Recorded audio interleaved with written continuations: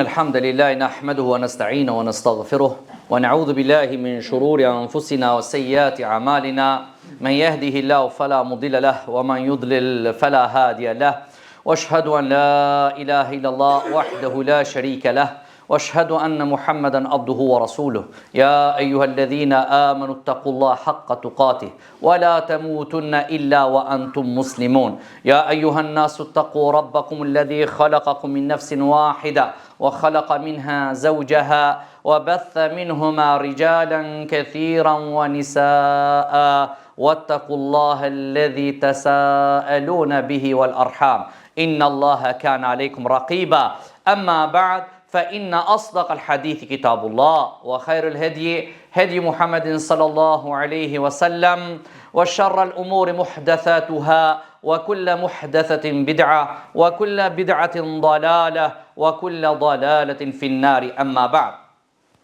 Allah është të ndëruar, ne do të flasim sot për një çështje shumë të rëndësishme, është shumë e nevojshme dhe është një çështje e cila mes kësaj ne do ta fitojmë xhenetin e Allahut subhanahu wa taala, por edhe do të jemi njëkohësisht në dunja fitimtar dhe do të jemi prej atyre që e zbatojmë urdhrin e Allahut subhanahu wa taala.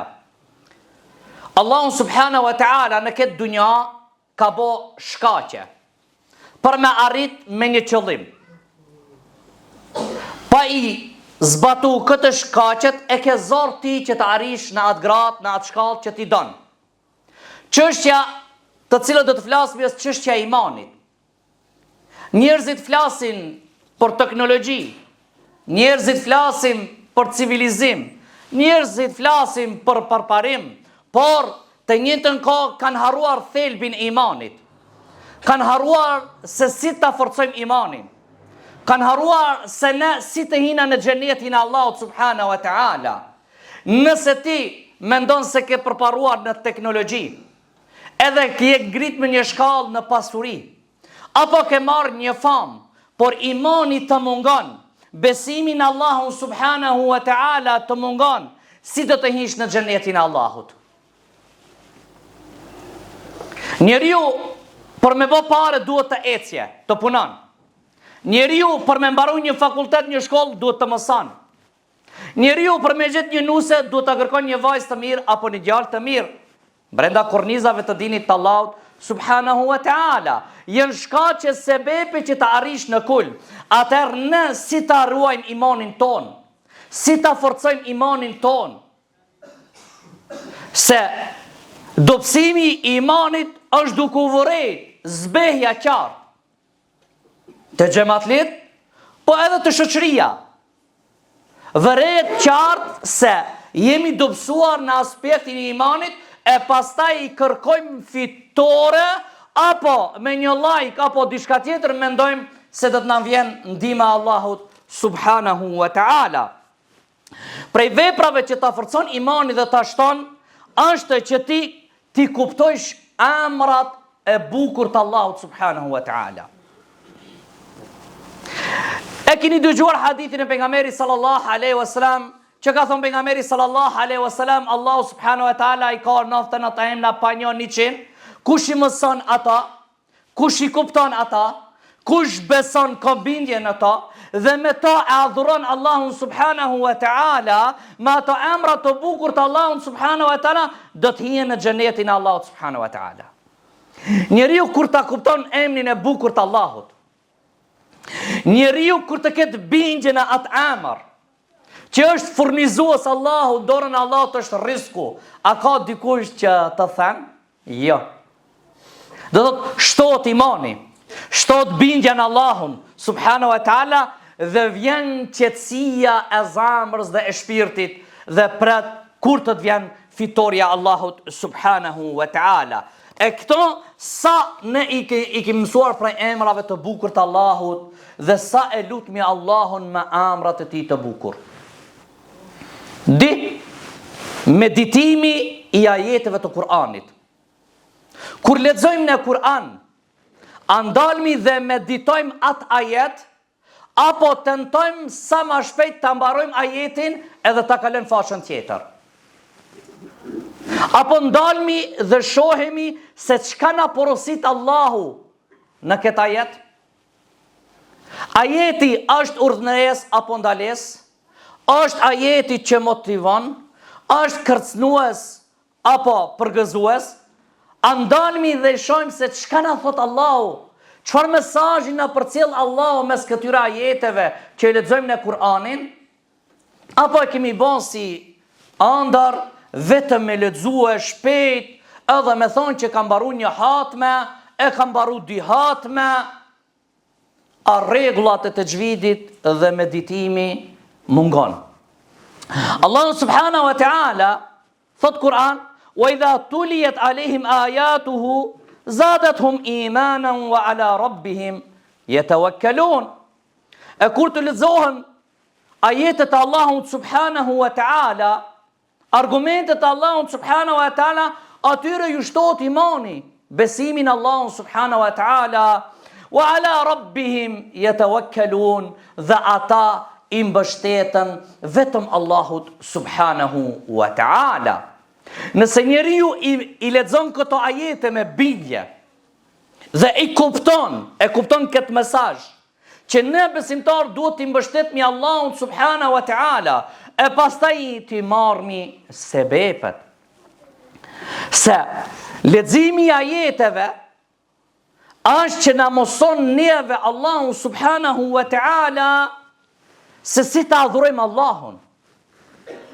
Është leximi i ajeteve të Allahut, është mjet që na bën ne ta kuptojmë se çka na thot Allahu, çka na urdhon Allahu, dhe përfitojmë dituri.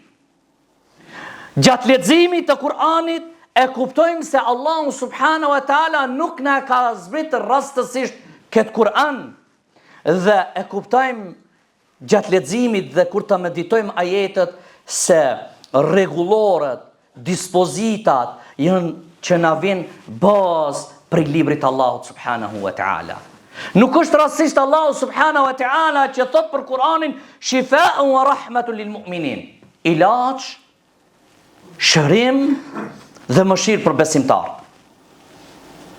Do thot ky Kur'an është që të shëron prej shirkut, prej dyshimeve, prej egos, prej smunjeve të zamrës, prej devijimit, të shëron prej problemeve të politikës, të ekonomisë, të moralit, shoqërisë.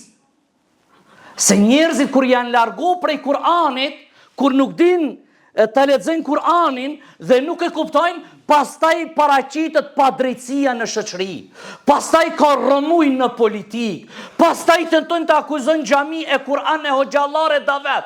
Pse? Se nuk kanë jetuar me librin e Allahut, nuk e kanë lexuar librin e Allahut, nuk marrën mësime dhe këshilla prej Kur'anit dhe sunetit të pejgamberit alayhi salatu wassalam. Nuk është rastësisht që 7 herë Mekës mi ardh rreth. A dini që do të mi ardh Mekës 7 herë? Qabës po 7 herë. A më në Mekës me kjo është e madhe? Do të prej kësaj kuptoj që s'kan lexuar dhe kur qabës janë kanë. Kjo problem. Pastaj ne duhet të ndalmi të marrmi këshilla prej njerëzve të cilët të bëjnë që ta kuptoj shfejen e Allahut, ta mësoj shfejen e Allahut. Përpara qeveritarë të mëhershëm kanë marrë uleman të cilët kanë pas frikë Allahut dhe kanë kërkuar këshilla prej tyre. Jo ne t'i ofendojmë, jo ne t'i shajmë, jo ne t'i luftojmë xhamin, jo ne mos japna drejta me ndërtu xhami, po kjo është turp dhe marrë. Por kjo ndodh prej mungesës kur njerëzit nuk e lexojnë librin e Allahut, nuk jetojnë me librin e Allahut, nuk e kanë lexuar çka? Historinë e pejgamberit sallallahu alaihi wasallam. Për shkak se Kur'ani është, kur të meditosh, është ushqimi i shpirtit. Është ushqim që të forcon. Është që të bën ti të qëndrojsh çdo sfidë që të del para. 3. Me njoft pejgamberin sallallahu alaihi wasallam. Me njoft pejgamberin sallallahu alaihi wasallam, ashtu si e ka përshkruajtur Allahu në Kur'an, dhe që kanë ardhur hadithet e pejgamberit sallallahu alaihi wasallam dhe sahabët që na tregojnë për pejgamberin alayhi salatu wasalam, është kënaqësi e madhe. Është qerahati e shpirtit, është mburrje që ti e pason Muhammedin sallallahu alaihi wasallam. Për këtë Allah subhanahu wa ta'ala e ka përshkruar pejgamberin alayhi salatu wasalam, wa innaka la ala khuluqin azim. Me të vërtetë ti o Muhammed sallallahu alaihi wasallam je një moral, ke një moral të lartë, të madh, që s'ka kush që mund të afrohet ti. Allah subhanahu wa ta'ala e ka lufdruar mendjen e Rasulullah sallallahu alaihi wasallam në surën Najm. E ka lufdruar Allah subhanahu wa ta'ala në sjelljen e tij, bujarinë e tij, në trimnin e tij, në çdo sen alaihi salatu wassalam. Njeriu kur të merr ta lexon jetën e pejgamberit alaihi salatu wassalam, dhe ta gjen se njeriu më bujar, njeriu më trim, njeriu më i bukur, njeriu më zemërgjër që ka qenë në sipërfaqen e tokës. E sheh që fjalët e tij janë të vërteta. E sheh që veprat e tij janë të bukura dhe të mira. Kush e ka pa alayhi salatu wassalam, vetëm se është dashuru dhe e ka lakmu alayhi salatu wassalam. Kjo është pejgamberi alayhi salatu wassalam. Ne duhet të ecim pas hapave të tij. Rruga më e mirë është rruga e Muhamedit alayhi salatu wassalam. Dhe njeriu kur e sheh që edhe këshillat e tij janë të dobishme për njerëzimin deri në kiamet, në këtë bindje të shtohet imani dhe të shtohet dashuria ndaj pejgamberit sallallahu alaihi wasallam. 4 prej veprave që ta forcojnë imanin është meditimi në krijesat që ka kriju Allahu subhanahu wa ta'ala, meditimi mbi universin, të ndalme të shikojmë tokën, qiellin, krijesat që janë në tokë, krijesat që janë në deti, çdo send dhe tregon fuqinë e Allahut subhanahu wa ta'ala, tregon urtësinë e Allahut, tregon diturinë e Allahut, tregon se këtu është një Allah i cili ka krijuar këto dhe i ka përsosur. Pastaj mos ndalmi të shikojmë në veten tonë, sa të bukur na ka bë Allahu, sa të mençur, sa të fortë, çfarë aftësie, çfarë bukurie, çfarë krijimi. Që krejt këto janë që tregojnë për fuqinë e Allahut dhe vetëm të shtohet dashuria ndaj Allahut subhanahu wa ta'ala. Dikush ta bën një të mirë të ntohesh që të kthesh më të mirë. Dikush të jep një buzëqeshje të tonë që kthesh me buzëqeshje. Sa të mirat Allahu na i ka dhënë. Vesëm ndalë në trupin tonë. Shikojmë me flokë, me vetlla, me sy, me qelpik, me gjumë, me hundë, me dhamë, me fëlqi, me duar, me gjoks, me zembar, me vend të gjakut, me lëkurë, me çdo send. Kush t'i jep këto pas një send? Vetëm kërkon Allah subhanahu wa ta'ala që me adhuru Allahu subhanahu wa ta'ala. Sa pare do të na kushtoshin këto nëse të tonë t'i blejsh? Merë një par kuc, një par pantallona, një këmish, një orë, një par syza, shko në pazar vlej pak mesatare, sa do të kushtojnë? Sa do të kushtojnë? Gjithë këto t'i ka dhënë Allahu subhanahu wa ta'ala. Për njeriu duhet ndalë dhe të mediton, dhe të shikon, dhe të shohë se me të vërtet njeriu duhet t'i nështrohet vetëm Allahu subhanahu wa ta'ala. 5 është njeriu që ta përmendë Allahu subhanahu wa ta'ala. Përmendja Allahu ta shton imanin. Është ushqim që të forcon imanin. Dhikri është që të forcon në çdo aspekt. Dhikri, përmendja Allahut subhanahu wa ta'ala është që të bën jetë të lumtur të kesh. Jetë të rahatshme, jetë të qetë. Dhikri është që të forcon takatin, të forcon trupin. Njeriu i cili adaptohet me bë dhikr, me përmend Allahun subhanahu wa ta'ala, pas një kohe do ta shohë se me të vërtet ka një fuqi që jep Allahu subhanahu wa ta'ala. Dëshon pjesën e ditë të hutbës se çka e këshilloi pejgamberi sallallahu alaihi wasallam bien e vet Fatimën radhiyallahu anha dhe dhëndrin e tij Ali radhiyallahu anhu kur ato u ankuan për lodhjen, kur u ankua bia vet për gatimin, pastrimin në shtëpi, çka e këshilloi pejgamberi sallallahu alaihi wasallam. Innal hamdalillahi nahmaduhu wa nasta'inuhu wa nastaghfiruh ونعوذ بالله من شرور أنفسنا وسيئات أعمالنا من يهده الله فلا مضل له ومن يضلل فلا هادي له واشهد أن لا إله إلا الله وحده لا شريك له واشهد أن محمدا عبده ورسوله اللهم صل على محمد وعلى آل محمد كما صليت على إبراهيم وعلى آل إبراهيم إنك حميد مجيد اللهم بارك على محمد وعلى آل محمد كما باركت على إبراهيم وعلى آل إبراهيم إنك حميد مجيد الله يزر Vjen Fatime bia e pejgamberit alayhi salatu wasalam, ankohet te pejgamberi sallallahu alaihi wasalam për punë të shtëpisë. Lodhët së nimrin, pejgamberi alayhi salatu kërkon një shërbetor. Ja sosim punët. Pejgamberi alayhi salatu wasalam I këshillon bien e vet, dhe dhëndrin e tij. Dhe I thot, thuani para xhumit 33 herë alhamdulillah. 33 herë subhanallah. 34 herë Allahu akbar. Kjo është më e mirë se me pas një shërbetor. Pejgamberi Allahut tregon bijës vet. Ti shkon për një shërbetor, I kishton pejgamberi Allahut, ej, një shërbetor vajzës time. Sa shërbetor ishin përgjigj? Ha? Me dalë sot në një për qivitarëve thote, kush vjen te unë e ka kaç, e do t'i shifshim sa do të ngarencin njerëzit në për portat e tyre. Jo kishin thënë portat. Pejgamberi sallallahu alaihi wasallam të kishte lgojë dhe një shërbetor I duhet vajzës time. Po plot prej sahabeve do të shkojshin. Por I ka thonë oj bia ime, thuaj kështu. Subhanallah, alhamdulillah, Allahu akbar 34. Kjo është më mirë se një shërbetor. Do të gjejsh takat dhe forcë e cila do të bojë të qëndrojsh brenda ditës. Do të që t'jep takat dhe forcë. Pastaj dhikri është që ja zbut njeriu zemrën. E bën zemrën të jetë e butë.